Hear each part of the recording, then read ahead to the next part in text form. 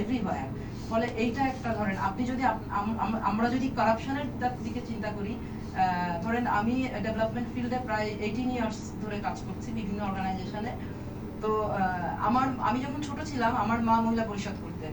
মহিলা পরিষদ তো এখন এনজিও, আপনারা অনেকেই নাম শুনেছেন।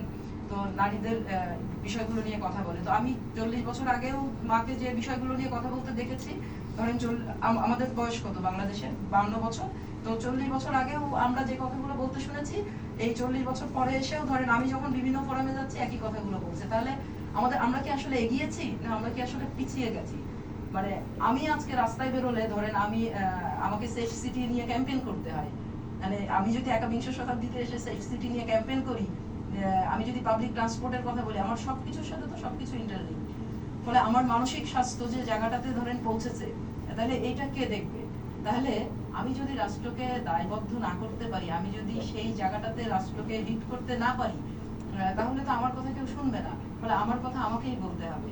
আমি কিভাবে বলবো, আমি কোন ওয়েতে বলবো? এই যে আজকে আমরা একটা কিন্তু ফোরাম, সবাই এই ফোরামে আমরা এতগুলো মানুষ বলছি, শুনছি।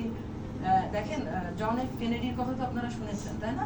জন এফ কেনেডি আমেরিকার প্রেসিডেন্ট ছিলেন। তো উনি একটা কথা খুব, ওনার নামে এয়ারপোর্টও আছে, তাই না, আমেরিকাতে যারা গেছেন? হ্যাঁ, কেনেডি হল এটা।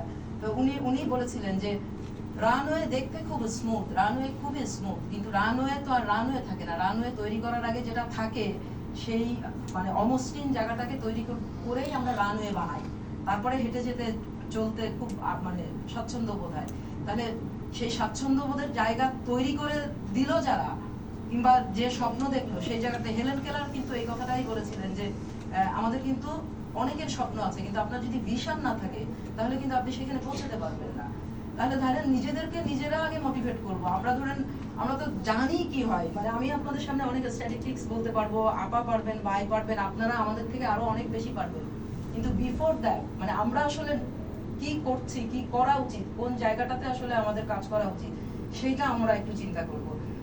আমাদের যে প্রোগ্রামগুলো আছে সেই প্রোগ্রামে নারী এবং শিশু মানে একটা বড় ধরনের ভূমিকা পালন করে, বিশেষ করে কন্যা শিশু এবং ইয়ুথ, এরা মোটামুটি আমাদের প্রোগ্রামগুলোর সাথে একদম সম্পৃক্ত।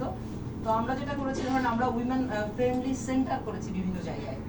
সেটাতে কি হয়, বিভিন্ন সময় নারী এবং কন্যা শিশুরা এসে কাউন্সিলিং সাপোর্ট নেয়।